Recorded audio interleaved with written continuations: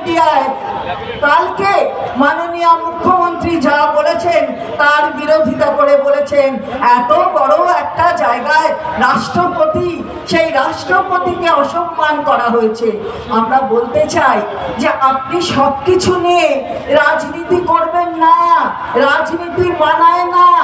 আপনি যখন বলেন, একটু মনে রেখেছেন রাম মন্দির যখন উদ্বোধন করছিলেন রাষ্ট্রপতি, মাননীয় রাষ্ট্রপতি কি ডেকেছিলেন? তখন কথা হলো ডাকেননি, ঘটনা হলো ডাকেননি। তাহলে আপনি আজকে এই চেয়ারটাকে নিয়ে পলিটিক্স করবেন না, এই ব্যাপারে কোনো কমেন্টস করবে না। আমার যা বলার আমি বলবো ছোট্ট করে। কতগুলো মিসক্যালকুলেশন, মিস ইন্টারপ্রিটেশন হচ্ছে, সেটা আমি রিপ্লাই দিব। রাষ্ট্রপতিকে অ্যাটাক করে কেউ কোনো কথা, মাননীয় নেত্রী, ওনার কোনো দোষ নেই। না, ওনার কোনো দোষ নেই। মাননীয় নেত্রী তিনি নিজেই বলবেন।